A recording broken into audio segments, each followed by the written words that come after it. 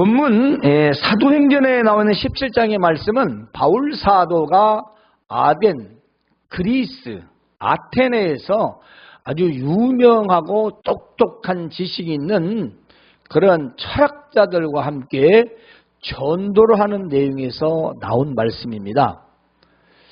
그들도 신이 있다고 믿었지요.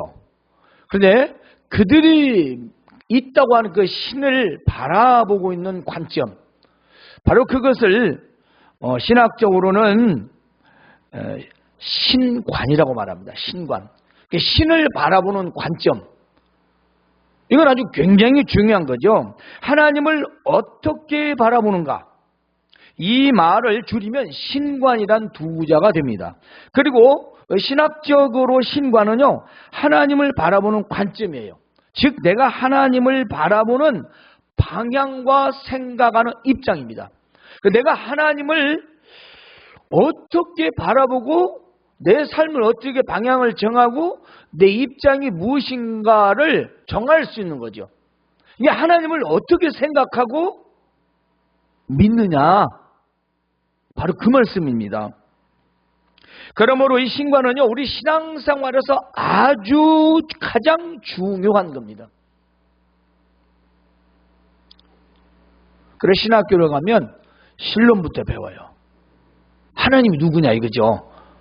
그러니까 상대방 남자가 누군지도 모르면서 사귀는 사람은 거의 없을 겁니다. 일반적으로. 그렇지 않을까요? 상대방 여자가 누군지도 모르면서 사귀자고 하는 그런 경우는 아마 특별한 경우를 제외하고는 없을 거예요. 우리가 믿는 하나님이 누구며 나는 그 믿는 방향이 무엇인가?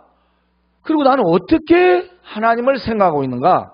이건 정말 신앙생활에서는 아주 중요한 거지요. 왜냐하면 하나님을 어떻게 생각하고 바라보느냐에 따라 우리의 믿음과 신앙생활이 결정되기 때문입니다. 여러분이 지금 믿고 있는 게 그게 여러분 신학이에요. 여러분이 지금 믿고 있는 자체가 그게 믿음이에요. 내가 100%는 모르지만 여러분이 지금 하나님을 어떻게 생각하고 있다 라면 오늘 말씀을 통해서 한번 잘 비춰보시기 바랍니다. 불신자도 신관이 있어요. 있잖아요. 왜냐하면 그들은 믿지 않지만 자기의 필요에 따라서 자기 생각대로 돼요. 그래서 다급하면 부처님, 하나님, 막 천주님 막 이런 거 찾잖아요. 안 믿어도 그들이 그게 신관이에요. 아, 내가 다급하면 신은 내가 구해달라면 도와줄 거 아니냐? 막연한. 그리고 자기 생각대로, 그것도 신관이에요. 그러니까 이 세상의 모든 사람들은 다 나름대로 무신론을 빼고는 다 신관이 있어요. 문제는 어떤 신을 어떻게 바라보고 생각하느냐 하는 것이죠.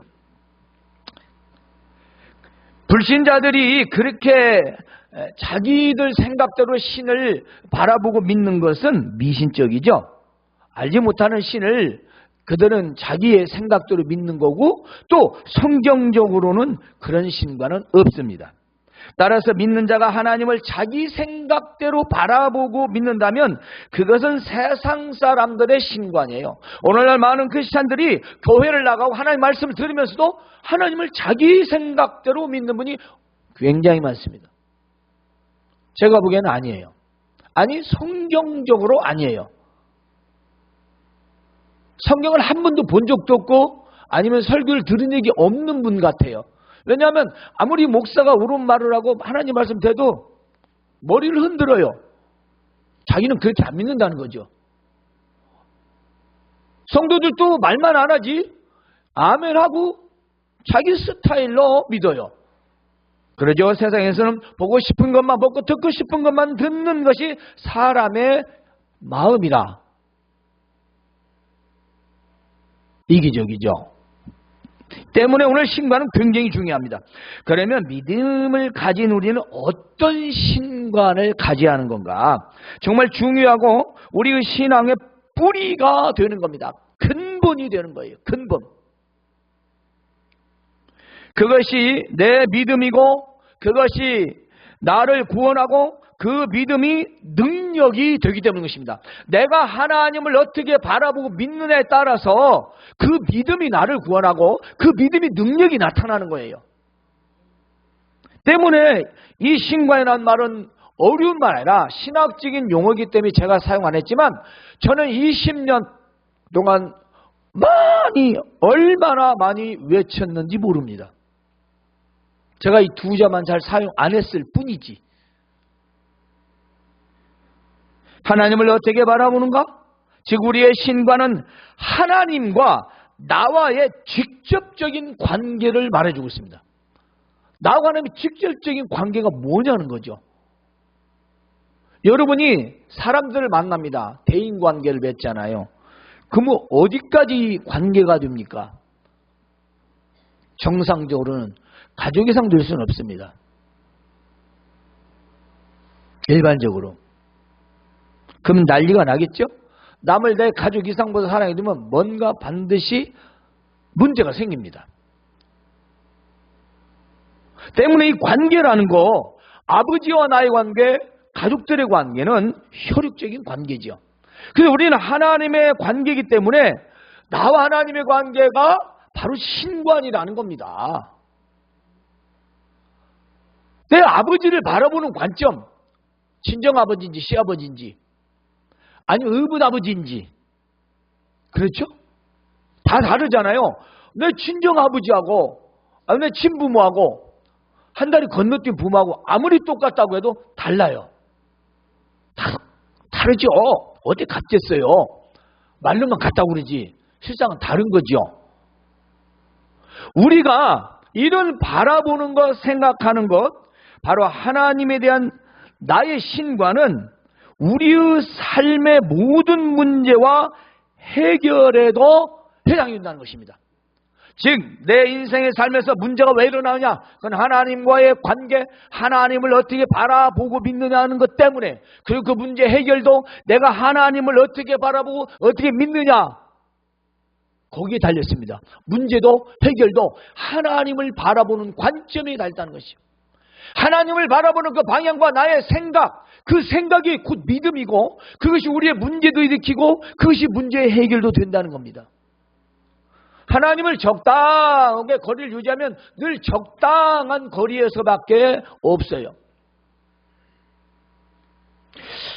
오늘 바울 사도가 그 아덴 사람들에게 너희는 참 종교심이 많다.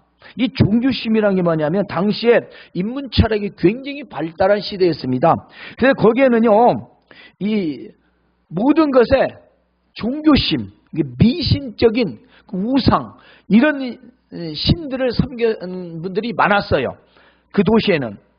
우리가 22절 23절을 보면 바울이 아레오바고 가운데 서서 말하되 아덴 사람들아 너희를 보니, 너희들 하는 걸 보니 범사의 모든 일에 종교심이 많다. 참 종교적이다. 우리는 종교이면서 참 종교죠. 왜냐 여기서 말하는 미신적인 걸 말해요. 미신적인 거. 너무 미신적이다. 알지 못하는 신을 신처럼 섬기고 있다 이 말이에요. 종교심이 많다. 내가 두루 다니며 너희를 위하여 온 것들을 보다가 알지 못하는 신에게라다. 알지 못하는 신에게 라고 단을 쌓아서 섬기고 있더라.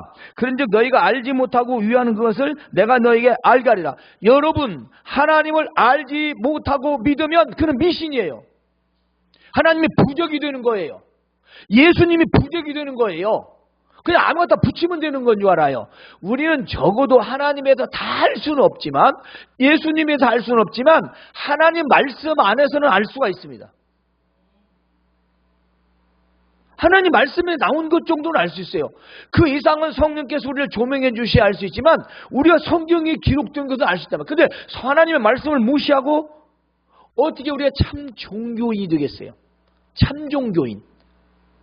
하나님을 모르는 건 아덴 사람들이 모르는 자기 스타일대로 믿는 신의 그 신관과 같다는 겁니다.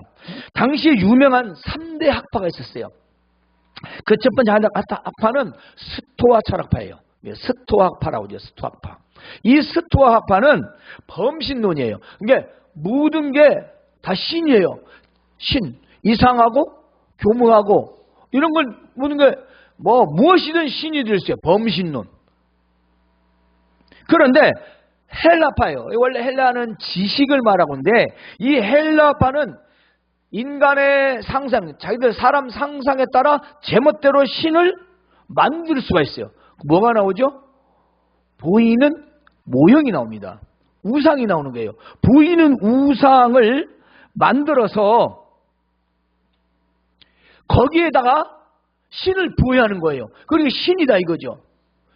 그런 것 중에 많은 게 일본하고 인도, 중국도 그렇습니다. 무엇이든 모양을 만들고 그 신이 되는 거죠. 그러다 빌어요. 우리나라도 예의는 아니에요. 돌이나 그렇죠? 나무나 기묘한 것, 기괴한 것들 보면 그래가서 거기서 빌고 그 돌이나 나무가 무슨 사람도 아니고 아무것도 아닌데 비나이다 비나이다. 우리 조상들이 다 그렇게 살았습니다. 그런데 이 헬라파들은 그래도 자기들이 최고로 우수한 민족이라고 자부를 했어요. 왜냐? 굉장히 인문이 발달하고 철학자들이 많았어요. 그리고 그걸 지배해서 그 시대에. 그러니까 심지어 그들은 신에게도 거주할 집과 음식이 필요하다. 그래서 오늘 본문 말씀 나왔잖아요. 예. 단을 쌓아놓고 음식을 갖다 놔. 신도 먹어야 산다 이 말이에요. 얼마나 인간적입니까? 이것을 인본적이라고 합니다. 사람의 지식이 뛰어난 사람을 인본적이라고 해요. 그리고 사람 중심으로 해서 모든 걸 해결해보는 것을 인본적이라고 말합니다. 즉 사람 중심이라고 하죠. 세상에서는 그렇게 말하겠죠. 휴머니즘. 그러나 믿음을 가진 우리는 휴머니즘을 인정하지만 그 두 번째고 바로 신관입니다. 하나님을 바라보는 관점. 하나님을 어떻게 바라보고 내 방향을 정하고 내 입장을 생각해서 살아가는 것인가.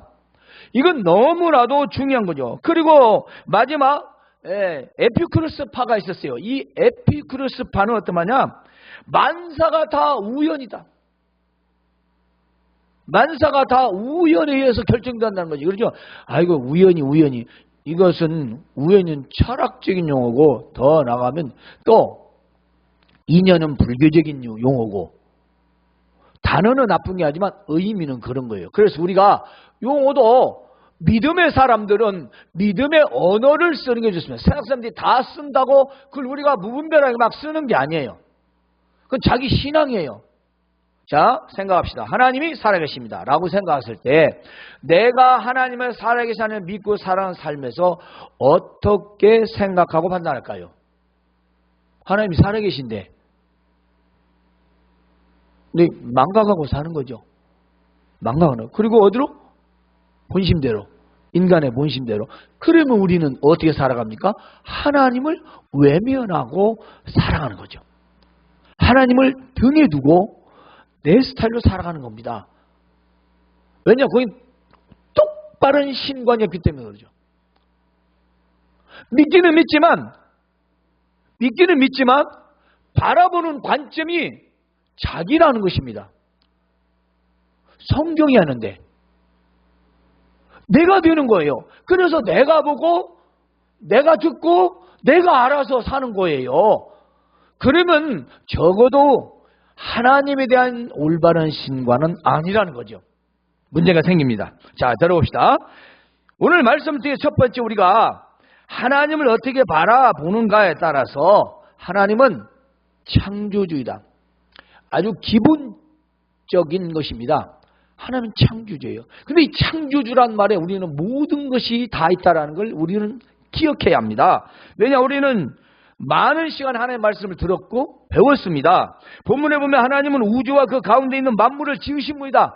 중요한 것은 그 가운데 있는 만물, 그것은 온 천지, 보이는 것이나 보이지 않는 모든 것들을 다 만드신 하나님, 올마이티 전능자, 하나님은 창조주면서 모든 걸 다 하시는 분이라는 것입니다. 지금 하나님의 신관이요? 하나님은 창조주지. 맞아, 창조주셔. 라고 우리가 믿고 살아간다면 세상에 어떤 것을 보아도 무엇을 보아도 어떻게 할지를 그냥 알 수 있어요. 굳이 여기 지식 없어도. 왜? 하나님이 땅도 만들고 바다도 만들었고 산도 만들고 사람도 만들었고 다 모든 걸 만들었는데 어떻게 우리가 허투루 말하고 함부로 말하며 우리가 무시하고 살 수 있겠어요? 안 그렇습니까? 산도면 창조주, 꽃피고 새가 울고 아름다운 동산에서는 놀러 가는 것도 좋지만 주 하나님 지으신 모든 세계가 터져야 맞는 거 아니겠습니까? 그게 하나님의 신과이잖아요. 돈 들어가는 것도 아니에요. 이건 믿음이에요. 자, 만물을 봅니다. 바다를 갑니다. 어디를 가도 아름다운 세상이 있어. 그럼 하나님이 지으셨다라는 것을 우리는 그냥 알아야 되는 거죠. 그리고 감사하고 기뻐하고 그것이 우리의 평범한 신관 아니겠습니까? 무슨 철학자처럼 두뇌를 짜고 뭐 알지 못하는 이야기를 하는 게 아니고 하나님이 만드신 세상.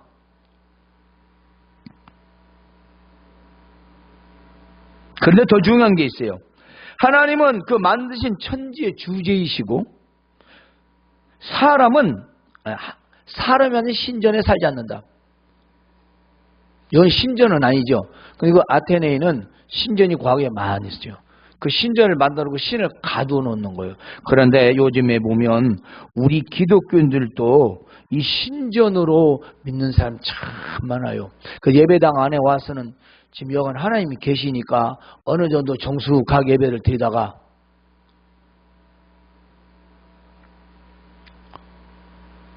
나가면서 그 정숙함은 어디 가도 없고 또 심지어는 이젠 예배함에 정숙함도 없어요.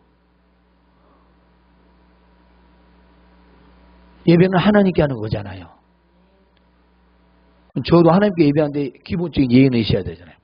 그런데 기본적인 예의도 안 갖춰요.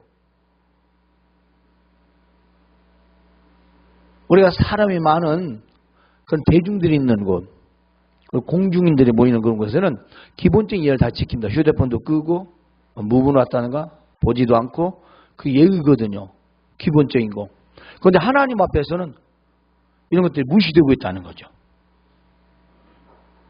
이게 뭐냐면 신전의식도 없어요. 그 우리는 철학자들보다도 모든 우리의 신관이라는 겁니다. 그들은 알지 못하는 신을 섬기면서 신자라면 부들부들 떠는 거예요. 부들부들. 그것을 어떻게든 못하고 알지도 못하는 신 앞에 가서 음식을 놓고 제사를 하고 만일 그 재물에 잘못 손대다 그러면 단칼이죠. 있지도 않은 신을 믿으면서 그렇게 그들은 신에 대한 예의를 갖춰요. 우리 하나님은 살아계시지 않습니까? 두 말에서 무슨 필요가 있겠습니까? 또 하나 중요한 게 있습니다. 하나님께서는 무엇이 부족한 것이 있어서 사람의 손으로 섬기는 것 받는 것이 아닙니다. 우리 하나님의 예물을 드립니다. 봉사를 합니다. 헌신합니다. 하나님이 부족해서 그렇게 받으시겠습니까?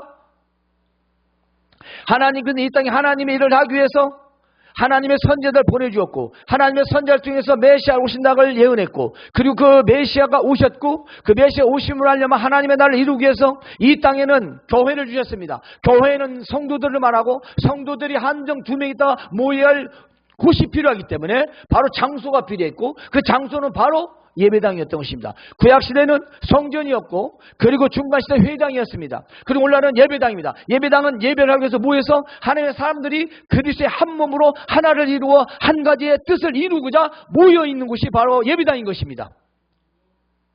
모이지 않는데 무슨 예배가 되고 모이지 않는데 무슨 교회 봉사를 하고 모이지 않는데 뭘 하겠어요. 자기 살기도 바쁜데 에? 뭔 교회입니까? 그냥 형식적인 거죠. 그리고 마음에 걸리니까 미신적인 거죠. 이건 지금 3개 학파에서 말하는 게 아니라 오늘 많은 그리스도인들이 얼마나 이 철학적으로 하나님을 믿는지 모른다는 것입니다. 우리가 또 하나 기억해야 할 게 있어요. 오늘 말씀 보면은 모든 사람에게 생명과 호흡과 만물을 직접 친히 주시는 분이다. 바울 사도가 그들에게 말합니다. 너희가 믿는 신은 미신적이다. 그리고 종교적이다. 근데 내가 믿는 하나님은 그런 신이 아니다 지금 거예요. 왜냐? 모든 사람에게 생명 주고 호흡 주고 만물이라는 것은 삶에서 필요한 모든 걸 말합니다. 우리 여러분 밥이 필요합니까? 음식이 필요해요? 돈이 필요합니까? 물질이 필요해요? 명예가 필요합니까? 성공이 필요합니까? 그거 하나님이 주셔야 됩니다. 세상에 주는 것들을 한번 보세요. 지금 뉴스에 얼마나 많이 나온지. 사람 인간의 노력과 돈으로 해서 이루어진 것들 권력이고 부고 뭐고 다 뒤탈이 나서 심리도 못 가서 발병이나 10년도 못 가서 다 드러나서 얼마나 뉴스거리가 되고 있습니까? 뭘 믿으시겠습니까? 그들에겐 하나님이 없습니다. 하나님 없으니까 맘 놓고 사는 거예요. 하나님이 그들에게 있었고 하나님 바라보는 신관이 있었다면 그렇게 할 수가 없겠지요. 절대로. 그러므로 우리는 하나님 만물의 주인이라는 것. 여러분 세상에서 출세하고 성공하고 싶습니까? 하나님이 주셔야 됩니다. 하나님께서. 하나님 나하고 무슨 관계냐 이거죠. 내가 하나님 어떻게 바라보냐 이 말이에요. 하나님을 바라보는 관점. 도대체. 에? 모든 인류의 족속을 아담으로부터 시작했습니다. 그리고 땅에서 살게 하시고 그리고 연대를 정하시고 연대는 우리가 삶의 수명을 말합니다. 그리고 땅의 경계를 정하셨다고 그랬어요. 그래서 제가 이 말을 했더니 나한테 생뚱맞은 소리를 해서 나한테 참 교회를 떠났는데 아무리 설명해도 필요 없어요. 이민 간 것이 이민 안 간 것보다 이미 가는 것이 성경적이지 않다. 그 말은 사람의 잘잘못을 말하는 게 아니고 한국 사람은 한국 사는 게 좋고 미국 사람은 미국 사는 게 좋다. 흑인 아프리카에서 사는 게 좋고 왜냐? 거기 살도록 하는 게 다 정하신 것이다. 물론 아브라함 떠나 그건 같은 지역이 아시아 지역이지 무슨 유럽도 아니고 다른 지역으로는 사람이 적응하기 어렵지 않냐. 살아서 죄냐 아니 아니라 거기 살도록 만들어진기 때문에 기왕이면 자기가 태어난 날에서 사는 것이 성경적이다. 그게 잘못됐대요. 그래서 아무리 성경을 설명을 해도 필요가 없어요. 왜냐? 이 땅에 80년대 군부독재 때 여기 살기 골치 아프니까 미국으로 건너갔거든요. 그게 걸리죠 그 말이. 왜냐하면 난세 영웅이요. 나라가 어려우면 나라를 위해서 일을 해야지. 에? 나라를 위해서 이러는 게 애국자 아닙니까? 일제시대에 여러분 친일파가 그렇게 좋습니까? 여러분이 그 시대에 살았으면 친일파를 부러워했을 거예요. 근데 그때 당시에 피 흘려 죽은 사람들 때문에 오늘 이 나라 이강산 이렇게 된 거 아닙니까? 그러면 나라가 어려고 식민시대도 다 도망가야 됩니까? 그럼 여러분들 그 사람들을 욕 안 할 거예요? 그러면 나라가 어려워도 나라 건지하고 가정이 어려우면 가정 구해야 되고 교회가 어려우면 교회를 위해서 기도하는 것이 그게 하나님을 바라보는 참 신자 아니겠습니까? 그잖아. 그러면 교회를 혼자 하는 겁니까?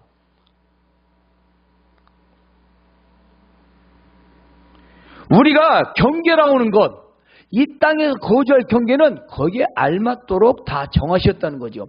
자, 땅의 경계도 마찬가지고 모든 경계도 마찬가지예요. 우리의 삶에서 하나님을 내 경계에 두지 않으면 나는 내 스타일로 살아요. 선을 넘어버리는 겁니다. 그럼 다시 또 인간 스스로 살아가는 거죠. 사실 하나님은요, 왜 이렇게 하셨냐? 하나님을 찾도록 하시기 위해서 그렇다는 것입니다. 그리고 하나님은 멀리 계시는 게 아니라 늘 우리 곁에 계신다라고 바울 사도는 말하고 있습니다. 바울은 이렇게 신방을 말합니다. 너희들이 정말로 너희가 믿는 그 신의 사상은 인격적인 우리 창조주 하나님과 너무나 다르다. 그리고 한 사람부터 시작해서 모든 인류가 온 땅 위에서 살아가게 되었고 그 살아갈 동안 일정한 연대를 주시고 거주할 땅도 정해 주셨다. 그리고 아테네 최고의 학문과 철학자들에게 하나님은 인간의 생사화복을 주관하시는 주권자이심을 바라고 있습니다. 그러므로 하나님은 창조하는 사실. 두 번째는 나는 하나님 안에서 존재한다는 사실입니다. 우리가 그를 힘입어 살며 기동하며 존재하느니라. 여러분 이 참 존재라는 말도 이게 세 번역하면서 개정 나온 말인데요. 이 철학적인 용어지요. 성경에 나와서 써먹는 겁니다. 하나님에서 존재라는 것은 아주 중요해요. 이것은 과연 정말 인정하고 있느냐는 겁니다. 우리의 신앙생활이 결정되죠. 즉 하나님이 있어 내가 있는 것입니다. 하나님이 있어 내가 있는 것이고 내가 사는 것은 하나님이 있어 가능하다는 것입니다. 얼마나 중요한지 모릅니다. 하나님 없이는 나는 존재할 수가 없다는 겁니다. 우리 신관을 말하고 있어요. 자, 이것이 바로 우리 신관인데요. 하나님 안에서 존재는 삶의 모든 목적과 과정이 하나님께로 귀결된다는 거예요. 결론이 하나님이라는 것입니다. 결론이 하나님이에요. 과정, 결론. 왜냐하면 하나님 없이는 나는 아무것도 아니기 때문입니다. 하지만 나는 하나님 안에서 존재가 아니라는 이 생각은 모든 귀결이 나에게 있습니다. 그래서 뭐라든지 나고 뭐라든지 우리고 뭐라든지 내 집이고 뭐라든지 다 자기예요. 없어 귀결점이. 뭐라든지 하나님 이렇게 되는데 뭘 하든지 다 자기예요. 사람의 관계된 거죠. 그러면 그것은 적어도 하나님에 대한 바른 신관은 아니라는 겁니다. 이것이 신관이지 실제적으로 우리가 하나님을 믿는 방향이에요. 방향. 삶의 방향. 내가 어떻게 살아가느냐. 무엇으로 하나님을 믿습니까? 그냥 편하게 살지. 내 맘대로 살려면 그냥 살지. 왜 이렇게 애터지게 사는 거예요? 왜 애터지게? 믿으려면 제대로 믿어야 할 거 아니겠어요? 그리고 하나님을 바라보는 관점으로 올바르게 살아가야 우리가 신앙인들이지. 세상에서 사람들 살아간다고 종교인들서 많이 가서 예배나 듣고 설교 좋은 거 하는가 듣고 와서 자기서 살아가는 게 뭘 하나님을 믿는 거예요? 종교인이지. 종교인. 성경을 한 번만 제대로 읽어도 제 말씀에 동의할 수 있어요. 한 번만 읽어도. 딱 두 번도 말고 한 번만 읽어보세요. 성경을 한 번도 안 읽고 설교만 듣고 앉아서 무슨 이러쿵 저러쿵 말하는 사람이 너무 많아요. 성경 한 번 읽어봤냐고 제대로. 네? 읽어봐야죠. 읽어보고 또 읽어보면 하나님 우리에게 뭘 요구하신지를 우리가 알 수 있어요. 오늘 지금 바울 사도가 지금 전도를 하면서 외치는 메시지를 제가 여러분에게 풀어서 전해드리는 거예요. 그러므로 모든 결론은 하나님께 영광이 되는 거죠. 자, 대소요리문답 제1번에 내가 늘 묻죠. 사람이 제일 주는 목적이 무엇입니까?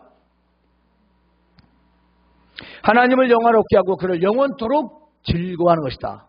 이 말씀은 고린도전서 10장 31절에도 나와 있습니다. 너희가 먹든지 마시든지 무엇을 하든지 다 하나님의 영광을 위하라. 다. 우리가 안 믿는 사람이라면 제가 이런 설교 안 해요. 우리 집 믿고 있어요.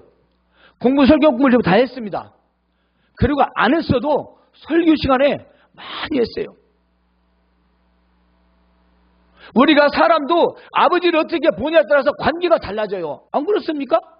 내가 엄마하고도 어떻게 엄마를 바라보냐에 따라서 관계가 달라지는 거예요. 그러니까 내가 하나님을 어떻게 바라보냐에 따라서 내 신앙이 달라지는 겁니다.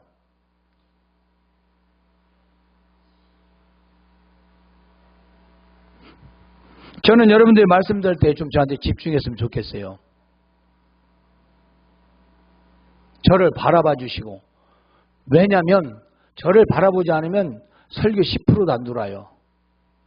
저 바라보면 20% 돌아요. 제가 화면을 띄우면 그리고 혹시 분필로 쓰면 한 70%는 들어가요. 그래서 칠판 설교를 했던 거예요. 잊어먹을지는 몰라도 기억은 되는 겁니다. 많은 사람들이 자신의 힘과 노력으로 살아간다고 착각하고 있습니다. 지금 우리는 묻혀질 뻔한 과거의 일들이 쉴 새 없이 터지고 있는 걸 알고 있습니다. 아마도 그들은 오늘을 생각하지 못했을 것입니다. 아니 꿈에도 생각하지 않을 수 있었을 것입니다. 그런데 자기 계산대로 되지 않았으니 이제는 법대로 심판을 받아야 될 거예요. 우리는 내 힘이 아니라 하나님의 힘을 받아서 살아가고 있고, 내 힘으로 내 몸이 움직이고 있는 것이 아니고 하나님께 주시는 힘으로 우리는 움직이고 살아가고 있다는 것을 기억하시기 바랍니다. 따라서 우리는 아주 최고로 귀중한 존재라는 걸 생각해야 돼요. 또한 우리는 하나님 안에서 보호가 약속되어 있습니다. 하나님은 나의 삶의 모든 곳에서 아주 가까이서 나와 함께 계신다는 겁니다. 얼마나 감사합니까? 문제는 내가 하나님 안에서 삶을 살아가느냐는 것입니다. 보호해주고 싶어도 내가 지켜줘야 할 사람이 저 서울에 가서 사는데 어떻게 지켜주겠어요? 그리고 여기 있어도 내 뜻을 자꾸 거스리는데 어떻게 봐줄래? 봐줄 수가 없는데 지멋대로인데 놔둬버리죠. 찍었어요. 하나님 안에서. 다른 말은 말씀 안에서입니다. 그러므로 우리는 어떤 경우에라도 하나님의 존재, 하나님 안에서 존재라는 것을 잊어서는 안 됩니다. 하나님을 빼놓고는 나의 존재가 무의미하다는 거지요. 더구나 우리는 일반 은혜를 받은 세상 사람들이 아닙니다. 특별한 은혜를 입은 하나님의 자녀입니다. 우리는 하나님을 힘입어 살고 움직이며 존재하고 있습니다. 따라서 하나님 안에서 살아야만 합니다. 그것은 곧 하나님 말씀 따라 사는 겁니다. 보이지 않기 때문에 눈에 보이는 성경 말씀을 통하여 우리는 알 수가 있어요. 세 번째는요, 하나님은 우상이 아닙니다. 이 우상화 믿음은요, 자기 필요를 위하여 믿는 것은 미신적인 거예요. 자기 필요. 여러분이 절간에 잘 다니는 사람 혹은 다른 신을 섬기는 사람들, 미신 섬기는 사람들 보세요. 신 잘 되라고 비는 거 봤어요? 자기 것만 빌어요. 자기 것만. 자기 필요할 때만.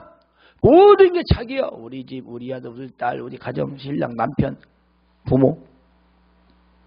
왜냐하면 자기 필요를 위한 것은 하나님의 영광을 위한 게 아니고 욕심쟁이잖아요. 이기적이잖아. 우리는 좀 달라. 왜냐? 우리는 하나님의 영광을 위해 사는 삶을 살아야 된다는 거죠. 그 하나님 말씀이니까 우리가 어떻게 거부할 수 없어요. 그 가운데 하나님께 영광이 되면 나에게도 영광이 된다는 거지요. 하나님의 영광을 받으시고 하나님의 일하고 충성하고 헌신하고 봉사하고 했는데 하나님께서 우리를 제대로 했다면 우리를 그냥 놔두시겠습니까? 뭔가 사심이 있으니까 그거 잘못된 거죠. 우리 신앙의 하나님 보는 관점이 우상화라는 게 우상화. 뭔가 목적을 바라보고 뭔가를 바라고 뭔가 기브미 테이크를 통해서 신을 섬긴다면 여러분이 신이라면 그게 말이 됩니까? 어떻게 신과 거래를 해요? 하나님과 거래를 할 수가 있습니까? 성경 어디에 써 있어요? 우린 그저 감사할 뿐이에요. 그러잖아요. 우리 그 구원하심을 감사해서 오늘 또 사실은 구원의 감사 예배 날이에요. 예수님을 왜 믿어야 하는 이유를 말하고 있습니다. 그렇습니다. 우리는 하나님을 자녀가 되었으니 하나님을 우상같이 생각하지 마십시오. 만약 우상처럼 생각했다면 모르던 시대에 하나님께서 그냥 넘어갔지만 이제는 모든 사람에게 다 회개하라고 하셨다는 거예요. 그렇습니다.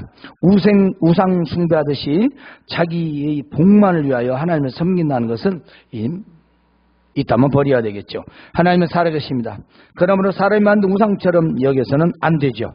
이제 마지막으로 중요한 부분이 있습니다. 하나님은 예수님을 통해 심판하십니다.